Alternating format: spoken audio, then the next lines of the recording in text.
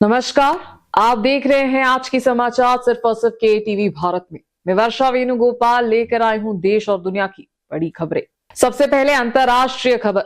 मध्य पूर्व तनाव के बीच स्ट्रेट ऑफ हॉर्मुज खुला है, लेकिन ईरान ने जहाजों पर शुल्क और अमेरिका इजराइल से जुड़े जहाजों पर प्रतिबंध लगा दिया है।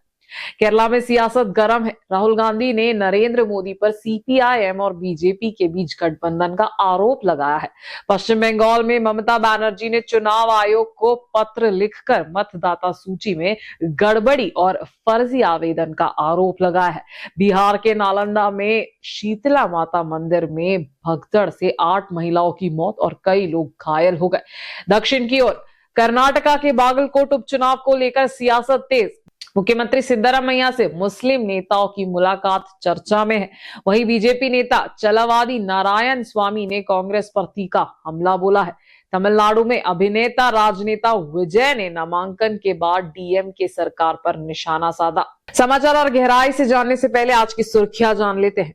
Tennis star Leander Paes BJP में शामिल। चुनावी सियासत में बड़ा दबाव। 1 अप्रैल से महंगाई का झटका। टोल और दवाइयों के दाम बढ़ेंगे। कांग्रेस का केंद्र पर हमला। बीएस येडियुरप्पा का सिद्धरामैया पर वार।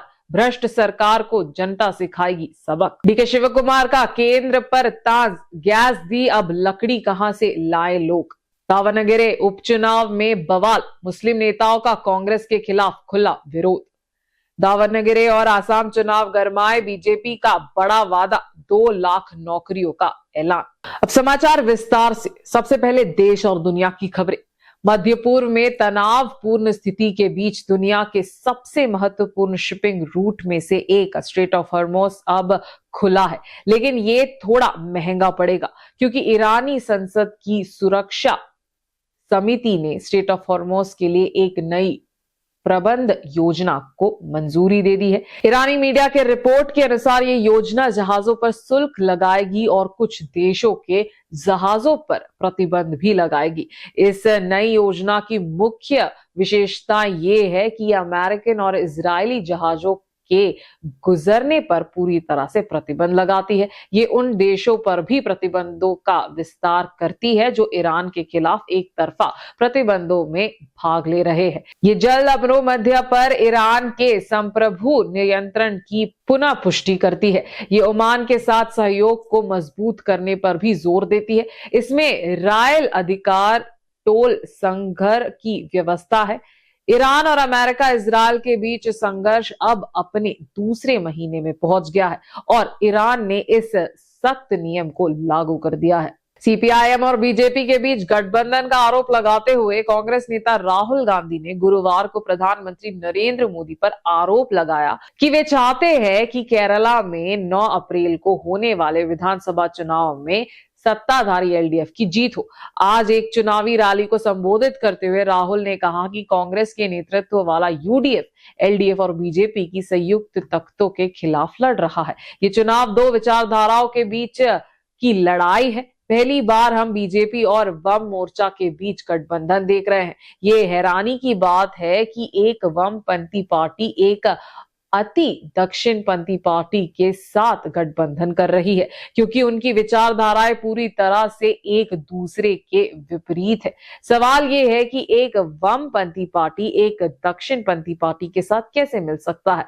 ये एक पहेली जैसा है। इस पहेली का कुछ जवाब मंच पर मौजूद है। उन्होंने कहा कि आज यहाँ 2 अनुभवी नेता मौजूद हैं जो सीपीआईएम से निकल कर आए हैं। राज्य में लोकतांत्रिक अधिकारियों को छीनने की साजिश रचे जाने का आरोप लगाते हुए जहां विधानसभा चुनावों की तैयारियां जोरों पर है, टीएमसी नेता और पश्चिम बंगाल की मुख्यमंत्री ममता बनर्जी ने मुख्य चुनाव आयुक्त को एक पत्र लिखा है। इस पत्र में उन्होंने कहा है कि बंगाल के लोगों को लोकतांत्रिक अधिकारों के खिलाफ एक साजिश रची जा रही है, जिसे गंभीर चिंताएं पैदा हो गई है। बीजेपी के एजेंट्स को पश्चिम बंगाल के मुख्य निर्वाचन अधिकारी के दफ्तर में हजारों फर्जी फॉर्म 6 आवेदन भरते हुए रंगे हाथों पकड़ा गया है। ये आवेदन बंगाल की मतदाता सूची में ऐसे लोगों को शामिल करने के लिए भरे जा रहे थे जो वहां की निवासी नहीं है या बाहरी लोग हैं। ये मतदाताओं के अधिकारों की हाईजैकिंग है और बीजेपी ने एक्स वेबसाइट पर एक पोस्ट के जरिए यह आरोप लगाया है कि महाराष्ट्र और दिल्ली में भी इसी तरह का गंदा खेल खेला गया है।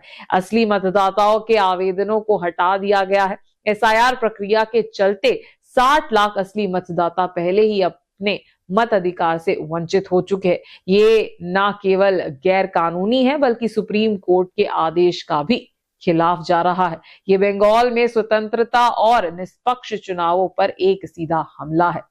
मंगलवार को बिहार के नालंदा जिले में स्थित शीतला माता मंदिर में एक भयानक भगदड़ मच गई। इस घटना में 8 श्रद्धालुओं की मौत हो गई और 12 से ज्यादा लोग घायल हो गए। मरने वालों में सभी महिलाएं थी। यह भगदड़ नालंदा जिले के बिहार शरीफ से लगभग 5 किलोमीटर दूर मघारा गांव में स्थित शीतला देवी मंदिर में हुई। आज चैत्र महीने का आखिरी मंगलवार होने के कारण मंदिर में भारी संख्या में श्रद्धालु जमा हुए थे। घटनास्थल से मिली तस्वीरों में कई महिलाएं जमीन पर बेहोश पड़ी हुई दिखाई दे रही है। अब जरा नजर डालते हैं दक्षिण की ओर। बागलकोट विधानसभा सीट पर होने वाले उपचुनाव के चलते राज्य की राजनीति में सरगर्मियां तेज हो गई है। इसी बीच मुसलमान नेताओं द्वारा मुख्यमंत्री सिद्धारामैया से रात में मुलाकात करने की बात ने एक नई चर्चा छेड़ दी है। मुस्लिम नेताओं ने विजयपुरा जिले के आलामती के पास मुख्यमंत्री सिद्धारामैया से मुलाकात की और अहम बातचीत की। खबरों के मुताबिक मुख्यमंत्री के गाड़ी में बैठकर कुछ देर चर्चा करने के बाद नेताओं ने ये मांग की है कि बागलकोट सीट पर होने वाले उपचुनाव के प्रचार के लिए मंत्री जमीर अहमद खान को बुलाया जाए। फिलहाल मंत्री जमीर अहमद खान केरला में चल रहे चुनावी प्रचार में व्यस्त है। ऐसी अफवाहें थी कि दावणगेरे दक्षिण सीट से मुस्लिम नेता सादिक पहलवान को कांग्रेस का टिकट ना मिलने से जमीर अहमद खान नाराज है, लेकिन जमीर अहमद ने इस आरोपों को सिरे से खारिज करते हुए साफ कर दिया है कि वे पार्टी के उम्मीदवार की जीत के लिए पूरी मेहनत से काम करेंगे।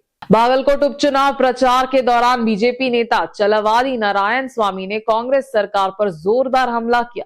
उन्होंने उस सरकार पर निशाना साधा जो सड़कों के गड्ढे भरने में भी सक्षम नहीं है और कहा कि लोग खुद ही उन गड्ढों को मिट्टी से भर देंगे। चलवादी नारायण स्वामी ने सिद्धारामैया के उस बयान का करारा जवाब दिया जिसमें उन्होंने कहा था कि क्योंकि बीजेपी चोर है इसलिए राज्य को हल चलाने के लिए बैलों की जरूरत नहीं है। चलवादी नारायण स्वामी ने कहा कि सिद्धारामैया तो बैलों को धोखा देकर आए हैं। जिस पार्टी में वे पहले थे उसका चिन्ह क्या था? वे तो धोखा देकर और कांग्रेस का हाथ थामकर आए हैं। ये हाथ तो एक कटा हुआ हाथ है, एक टूटा हुआ हाथ है। जब दुर्घटना हुई तो वह हाथ टुकड़े टुकड़े होकर गिर गए। अब उसमें कोई जान नहीं है, वह एक बेजान हाथ है। उस हाथ से कुछ भी हासिल नहीं होगा। हम ना तो चोर है और ना ही झूठे, बल्कि इस देश में आप जैसा कोई और चोर नहीं है। तो फिर आप किस बारे में बात कर रहे हैं? जबकि हालत तो ऐसे बन रहे हैं कि आप खुद ही इस देश से गायब हो जाए।